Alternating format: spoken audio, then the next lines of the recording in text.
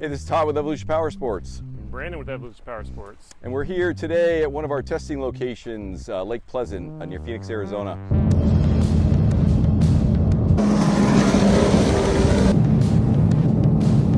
So the Sea-Doo 325 is equipped with Can-Am's latest Bosch MG1 ECU. And this ECU we've been tuning for the past 4 years. This ECU was present in the X3RR back in early 21. So we've got a long history of being able to tune this ECU, and one of the only companies in the world that can actually unlock the later ones and tune them. So we've unlocked a lot of special features in this ECU, and we've enabled a bunch of different data logging channels, which Brandon has set up a Motec to record all of them, and he'll kind of explain what he did to get the Motec to work with the factory ECU. Yeah, so the Motec Dash, it's a really powerful tool for us, testing, developing these tunes. We can bring in a ton of data channels from the factory ECU into the Motec Dash, log them at very fast rates, and review the data quick and easy and accurately so that we can make efficient tune changes, see what affects what, and get to our end goal much quicker and more efficiently. Some of the data channels we have in this Motec Dash, you can actually scroll through a couple different pages here. This page we normally use while riding the ski. Basically, we have our gear position, which is just forward, neutral, and reverse. Our RPM over here, inlet temps here, actual GPS speed, max GPS speed once your speed comes down by like 10 miles an hour, engine temp, and torque, which is a big one for us. So we've got throttle position again, boost, manifold pressure, trim position, our pedal position, which is throttle lever, our target lambda, our actual lambda based on the factory lambda sensor, actual airflow, battery volts, inlet temps, and then more GPS speed. So with all these channels, just displayed on here, we can quickly realize what changes we made. If we're testing impellers or a small ECU change, we can see it quickly on here, and then we can pull the data out of the dash, and we have a bunch more channels that don't make sense to actually look at while you're riding the ski, but they help us review data. So one of the key channels that we've been able to unlock is actual engine torque.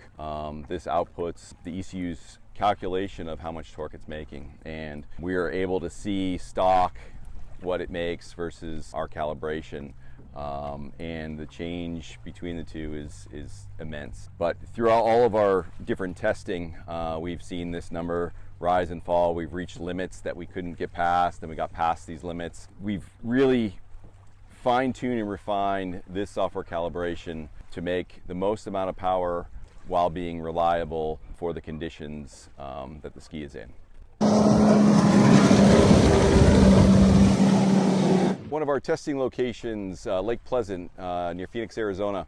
And this is one of many of the lakes that we test at in Arizona. It's about a 1,500 foot above sea level elevation. And what makes this lake unique is, so in the wintertime we get some pretty decent near sea elevation testing.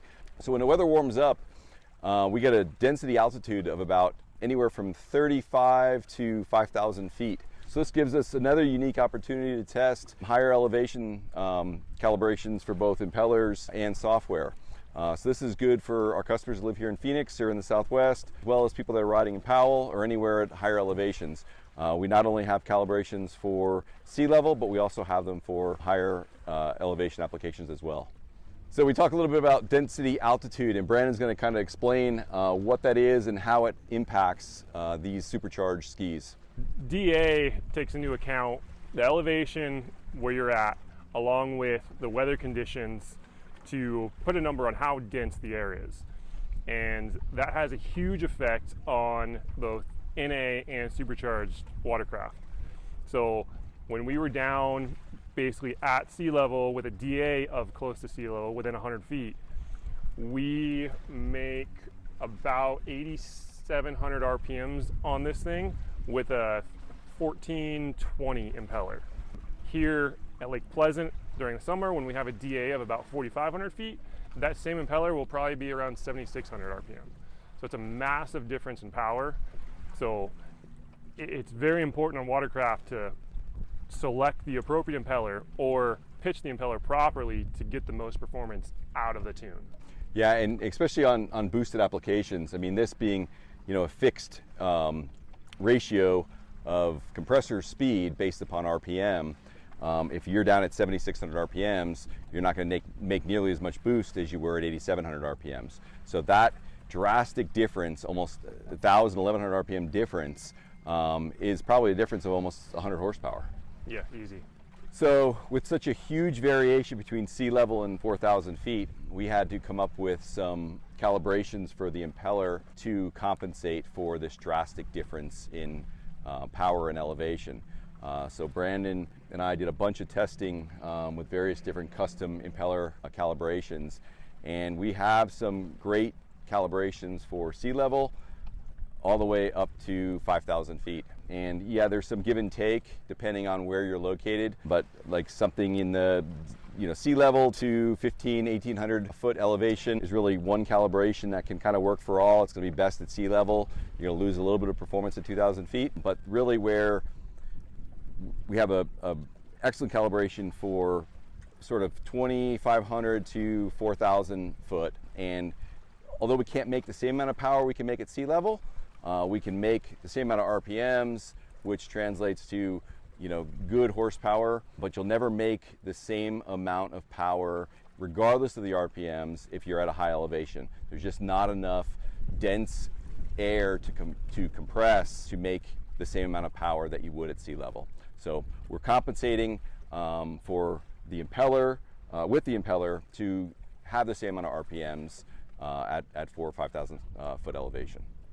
Brandon and I are only two riders that have, you know, we're two riders that have ridden the ski before and after, but we've also turned this ski loose to a lot of people in the industry, newbies, and we've allowed them to ride it with a stock ECU and with our calibrated ECU.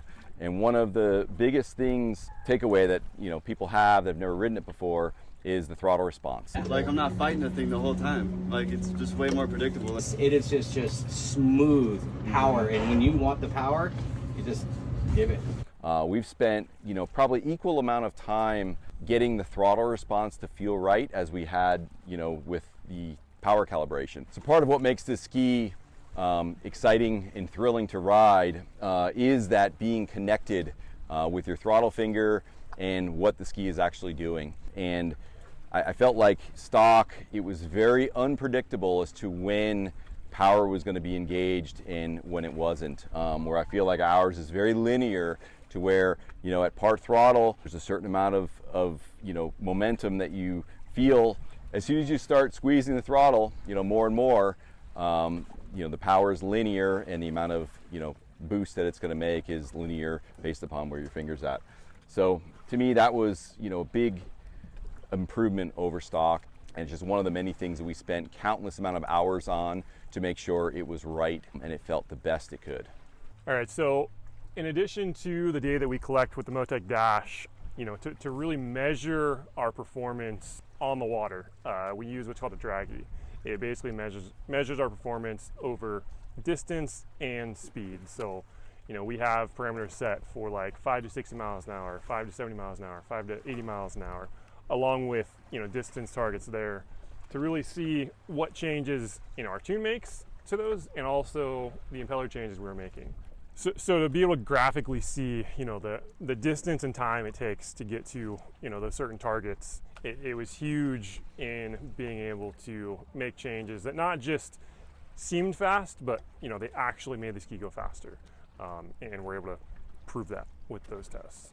So in compiling the data and testing this ski, what we found is that the 0 to 60 or 5 to 60 testing that we did wasn't nearly as impressive as, you know, 5 to 7, 5 to 80 and beyond.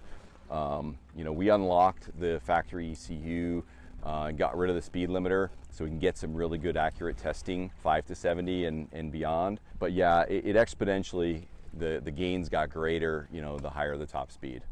So as far as top speeds go, you know, we worked a lot to find impeller combinations that worked well for certain elevations. And everyone, you know, that's buying a tune from other companies, all they talk about is RPM and top speed. You know, there's a lot of other factors that go into that, but we don't want to set the expectation that our customers are going to be able to go at 89 miles an hour because we did that in perfect conditions. So, you know, what's realistic to expect with, you know, a ski here at Lake Pleasant during the summer when it's 105 out, you know, and DA's 4,500 feet, we've dialed this impeller in, so we see about 83 miles an hour on the cluster with our intake and a spec impeller. Here in the winter, I think we saw around 84, 85 miles an hour. Yep. We never once saw above that. So that's at 1,500 feet, or I think our DA those days were like 1,800 feet. Yeah, our best DA here ever was like 1,850. Yeah. I mean, most days we were testing was 2,400 feet. And, you know, having conditions, you know, like even today it looks fairly calm, but there's probably 3 mile an hour just because it's not perfectly glass, and, you know, riding position, and so there's a lot of things that go into, you know, getting that top speed number, and we'll be the first to tell you that, you know, we did it in ideal, perfect conditions. We've actually sent this tune out to some people back east that ran it, and their findings were pretty close to what we saw. Yeah, it was right? like a mile an hour off. So along with the software side of things, we found that there are some really good gains in some hard parts that we've developed. Most power from any given component was from our fresh air intake system. This system alone, on a fully tuned ski, we saw almost 200 RPMs difference just from adding the intake, and you know a substantial amount of torque. So that for sure makes a huge difference. The exhaust frees up a little bit of exhaust restriction, and that helps. We've got our catch can on this machine. We've got our 25 millimeter blow-off valve kit. So all these components kind of help create the complete package that we've been testing for the past 9 months. So there's a lot of talk online, you know, about how some of these ride plates are a little bit different, differences in the hole, difference in the IBR bucket stop. This ski is literally straight off the showroom floor. We have not done anything to those items. We wanted to have the best representation of a stock ski, you know, the same thing a customer would, you know, buy off the showroom floor and throw our parts on and have the same result. So now that we've optimized this platform with all bolt-on components, we're going to take it to the next level. You know, part of what we've optimized is the launch control, not only in the ECU, but in the impeller side of things. And this is something we're working on now to improve from an electronic standpoint to get a better sort of launch control integrated into this setup. Beyond that, we're working on some hard parts such as camshafts, probably larger injectors. We can run some E85 in this, as well as some other things we're playing with in the near future. We'll be releasing some more information about it, so be sure to follow us on Instagram, Facebook, and check out our website, evopowersports.com, to get the latest information about what we're doing with the Sea-Doo.